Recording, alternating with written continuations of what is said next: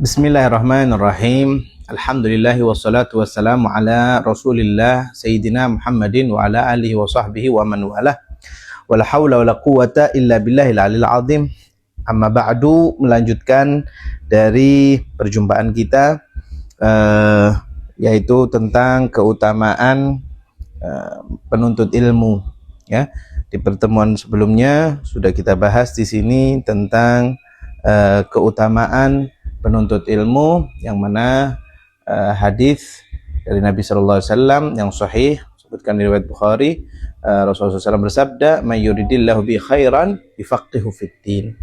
Barang siapa yang Allah inginkan kebaikan kepadanya, maka Allah akan fahamkan kepadanya dalam ilmu agama. Lalu keutamaan selanjutnya yaitu yang pertama ialah ilmu itu menyebabkan dimudahkannya jalan seseorang ke surga.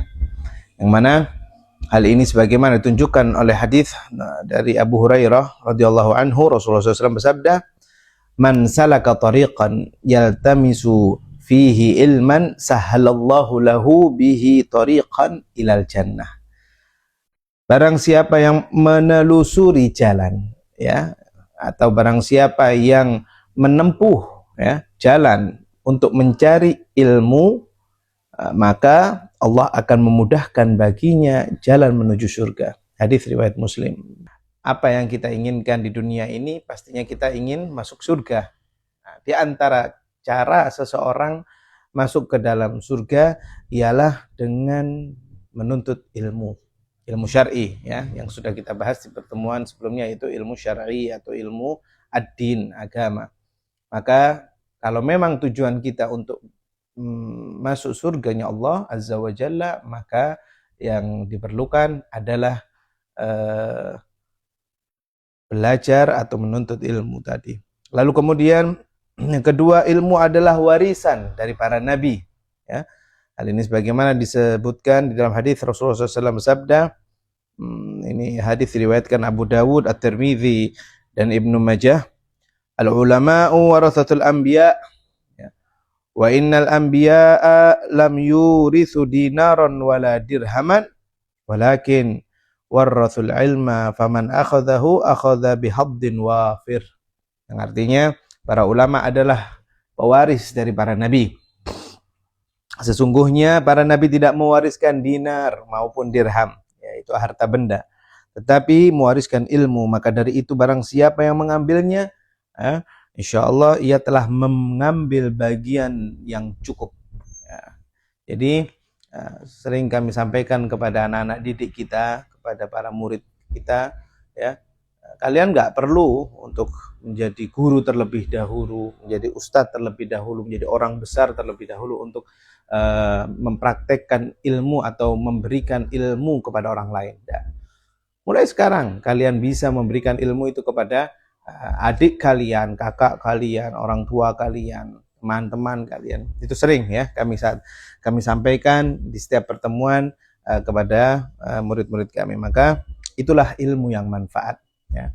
Jangan sampai kita memiliki ilmu yang kita punya itu tidak memberikan manfaat kepada diri kita. Ya, yang dimaksud manfaat ialah diambil oleh diri kita sendiri, tidak ditularkan kepada orang lain. Nah, maka dari apabila seseorang itu memiliki ilmu lalu kemudian ditularkan kepada orang lain dan orang lain tersebut melakukannya, maka itulah disebut dengan ilmu yang manfaat. Lalu kemudian hal itu juga berkaitan dengan keutamaan, yaitu yang ketiga di sini, ilmu itu akan kekal, ya, akan bermanfaat bagi pemiliknya walaupun dia meninggal, ya. Bahwasannya disebutkan dalam hadis riwayat Muslim, Rasulullah SAW bersabda, "Idza mata ibnu Adam inqata 'amaluhu illa min thalath, ya, shadaqatin jariyatin aw 'ilmin yuntafa'u bihi aw waladin shalih yad'u lah." Yang artinya jika seorang manusia itu meninggal, ini hadis sudah sangat ma'ruf sekali, hadis sudah kita sangat ketahui dan sering kita dengarkan, ya. Apabila manusia itu meninggal, anak Bani Adam itu meninggal, semuanya terputus, ya, kecuali 3 hal, yaitu apa itu tadi? Shadaqatin jariyah, ya, sedekah jariyah, ya, seseorang menyumbangkan hartanya untuk madrasah, untuk masjid, untuk kampung, seseorang menyumbang lampu misalnya untuk manfaat orang lain, nyumbang ke rumah sakit atau apapun itu, yang penting selalu dipakai dan bermanfaat bagi orang lain, maka apabila seseorang itu telah tiada atau wafat, maka pahalanya tetap ya terkirim ke alam kuburnya. Allahumma ja'alna minhum. Semoga kita termasuk dalam hadis Rasulullah SAW ini. Lalu kemudian yang penting amal ya. Jangan pernah kita merasa bahasanya amal kita ini banyak ya. Kita sedekah hari Jumat ya. Tapi kita ingat-ingat terus sedekah kita itu. Meskipun sedekah kita itu misalnya cuma seminggu sekali. Seandainya sedekah kita itu seminggu sekali, mungkin jumlahnya cuma 50.000, 100.000, tapi kita ingat. Nah, itu jangan. Lupakan. Sebaik-baiknya seseorang ketika berbuat kebaikan, maka dia secepat-cepatnya dia lupakan. Dan apabila ada orang lain yang memberikan kebaikan kepadanya, jangan pernah dia lupakan sampai akhir hayatnya. Itu prinsip ya dari para guru-guru kita. Lalu kemudian wa ilmin yuntafa'u bihi. Ilmu yang bermanfaat ya. Sebenarnya sudah kami sampaikan tadi, ilmu tidak kita ambil sendiri, melainkan ilmu itu kita berikan kepada orang lain ya. Kita berikan kepada orang lain dan orang lain melakukannya, maka pahalanya terus mengalir ya. Sebagaimana apabila seseorang memberikan ilmu kebaikan kepada orang lain ya, ilmu tersebut dilakukan oleh orang tersebut, oleh orang yang kita ajarkan, maka kita dapat pahala. Kita dapat ilmu itu dari guru kita, maka guru kita juga mendapatkan pahala. Begitu juga dengan guru kita mendapatkan ilmu itu dari gurunya, maka gurunya juga mendapatkan pahala. Jadi ilmu terus dari guru ke guru kepada para aslafun saleh, kepada para ulama, para aslafun saleh, para tabi'in, para sahabat, dan berhentinya pahala kebaikan itu ialah kepada Rasulullah sallallahu alaihi wasallam ya. Amal kebaikan yang ada di muka bumi ini sampai detik ini ya, semuanya mengalir ya, deras ya, semuanya mengalir pahalanya kepada Rasulullah sallallahu alaihi wasallam. Kemudian juga apabila ilmu yang ditularkan kepada orang lain tersebut adalah ilmu kejahatan ya, dosanya itu juga menjadi dosa jariyah ya. Para guru-guru kita mengatakan itu juga menjadi dosa jariyah. Jadi dosa itu kita mengajarkan dosa kepada orang lain, maka kita dapat dosanya. Setelah itu dosanya diajarkan oleh siapa? Oleh orang lain juga. Dosa itu menyalur. Dosanya menyalur kepada orang yang mengajarkannya, kepada orang-orang sebelumnya, hingga disebutkan para ulama dosa itu berhenti ya, dosa semua Bani Adam yang ada di dunia ini ya, semuanya berhenti di satu orang, yaitu anak dari Nabi kita Adam alaihissalam. Dialah Qabil yang membunuh saudaranya Habil, yang mana Qabil melakukan perbuatan maksiat pertama di muka bumi ini, yang membunuh saudara kandungnya. Maka dari itu dosa yang dilakukan oleh Bani Adam manusia hari ini sampai hari kiamat ya, pana'udzubillah min dzalik, semuanya kembali kepada Qabil. Begitu disebutkan oleh para ulama. Lalu kemudian awaladin sholih yad'ulah, atau anak yang soleh ya, yang mendoakan kedua orang tuanya ya, baik orang tuanya masih hidup maupun orang tuanya telah tiada. Anak bisa disebut dengan anak soleh apabila dia mendoakan kedua orang tuanya. Apabila orang tuanya sudah tiada, maka didoakan Allahumma ighfir lahu warhamhu wa'afihi wa'fu anhu. Apabila orang tuanya masih dalam keadaan hidup, doakan supaya panjang umur, sehat afiat, lapang rezeki, qabul hajat-hajatnya ya. Begitulah kriteria dari anak soleh, dan semoga kita termasuk dalam hadis Nabi Muhammad SAW, termasuk dari orang-orang yang bisa melakukan 3 hal di dalam hadis Nabi Muhammad tadi yang diriwayatkan oleh Imam Muslim tadi ya. Lalu kemudian keutamaan selanjutnya, Allah Subhanahu wa taala tidak memerintahkan nabinya meminta tambahan apapun melainkan ilmu ya. Maka Allah berfirman di surat Thaha ayat 114, wa qur rabbi zidni ilman. Ini sering kita dengar ya, yang artinya wahai Rabbku tambahkanlah kepadaku ilmu.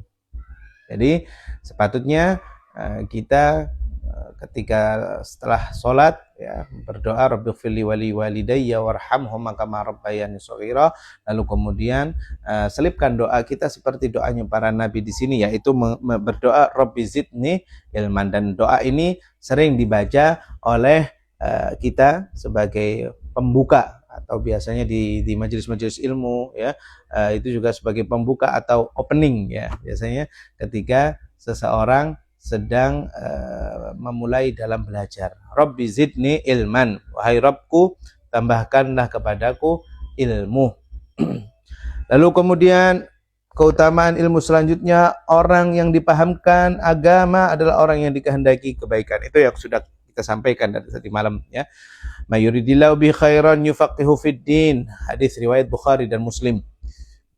Barang siapa yang Allah kehendaki untuk mendapatkan kebaikan, maka Allah akan memahamkan dia tentang agama. Dalam tafsirnya Ibnu Katsir rahimahullah berkata, sesungguhnya yang paling takut ya kepada Allah dengan takut yang sebenarnya adalah para ulama, orang-orang yang berilmu ya.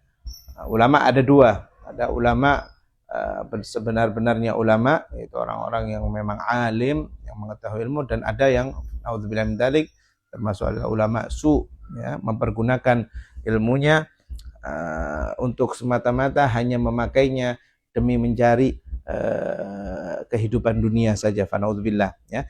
Ibnu Katsir mengatakan sesungguhnya orang yang paling takut pada Allah dengan takut yang sebenar-benarnya adalah para ulama atau orang yang berilmu. Karena semakin seseorang mengenal Allah yang Maha Agung, maka dia akan semakin bergetar hatinya. Semakin dia mengenal Allah yang Maha Mampu, yang Maha Mengetahui, maka ia mengenal lebih sempurna, maka ia akan memiliki sifat takut dan akan terus bertambah sifat takutnya. Ya. Ini disebutkan di dalam tafsir Al-Quran Al-Azim ya, Imam Ibnu Katsir.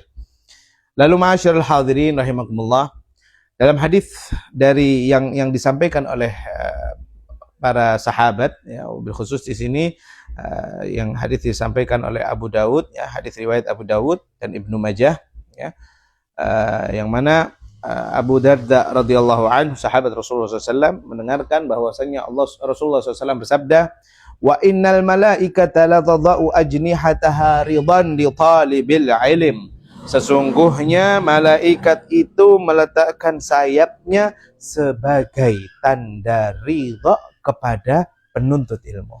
Nah, di sini bisa kita jelaskan bahwa di sini malaikat telah meletakkan sayapnya kepada seluruh orang yang berniat untuk menuntut ilmu. Bisa kita bayangkan kalau seseorang diberikan karpet merah, red carpet, ya begitulah permisalan malaikat yang memberikan atau membentangkan sayapnya kepada hamba-hamba Allah yang mereka niat untuk belajar ilmu agama dari rumahnya menuju tempat dia menuntut ilmu hingga dia pulang ke rumahnya. Jadi para malaikat disebutkan di sini di hadis yang diriwayatkan oleh Imam Abu Dawud dan Ibnu Majah. Sesungguhnya malaikat meletakkan sayapnya sebagai tanda ridha ya kepada para penuntut ilmu ya. Dalam hadis ini yang dimaksud adalah orang yang keluar dari rumahnya niat untuk menjadi talibul ilm, penuntut ilmu, hingga dia pulang ke rumahnya lagi, maka Allah Subhanahu wa taala meridhoinya. Nah, disebutkan di riwayat lain, apabila si penuntut ilmu itu ya, meninggal dunia ya, maka dia tergolong adalah orang-orang yang meninggal dalam keadaan wafat dalam keadaan syahid ya. Maka seseorang yang mempelajari ilmu syar'i akan mendapatkan keutamaan yang tidak bisa diperoleh oleh orang-orang yang tidak mempelajarinya. Oleh karena itu Allah Subhanahu wa taala juga membedakan nilai pahala hamba-hambanya berdasarkan ilmu ya. Ada banyak keutamaan terutama para penuntut ilmu syar'i ya. Jangan khawatir kepada antum semua yang dalam proses belajar ilmu agama, ini terhitung pahalanya besar di sisi Allah Subhanahu wa taala ya. Yang mana disebutkan di firman Allah di surat Al-Mujadilah ya, ayat 11, yarfa'illahu alladhina amanu minkum walladzina utul ilma darajat. Yang artinya Allah akan meninggikan orang-orang yang beriman di antara kalian dan orang-orang yang diberi ilmu pengetahuan beberapa derajat. Disebutkan bahwasannya surga orang yang beriman kepada Allah dengan orang yang berilmu itu berbeda. Berbeda derajatnya atau berbeda tempatnya.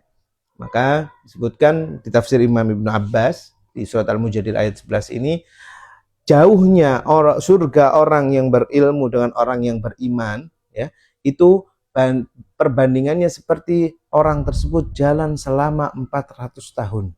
Itu lama sekali, jauh sekali, ya. Maka mudah-mudahan kita termasuk golongan orang-orang yang beriman kepada Allah dan orang-orang yang berilmu. Karena derajatnya orang yang berilmu dan beriman itu lebih utama daripada beriman saja tanpa berilmu. Nah, mudah-mudahan ya, di pertemuan singkat kita ini bisa membawakan keberkahan pada kita semua, ya, dalam mempelajari ilmu agama, dalam menuntut ilmu sebagai talibul ilm. Mudah-mudahan Allah Subhanahu wa taala mengabulkan semua hajat-hajat kita, apa yang kita minta oleh Allah dikabulkan, diberikan sehat selalu, dipanjangkan umur, diberkahi rezeki, dan semoga kita tergolong orang-orang yang beriman dan berilmu nantinya. Amin Allahumma amin. Insyaallah kita akan selalu mengisi waktu kosong kita, baik insyaallah lewat live ataupun nanti kita bisa lewat update lewat video-video selanjutnya insyaallah. Barakallahu fikum. Assalamualaikum warahmatullahi wabarakatuh.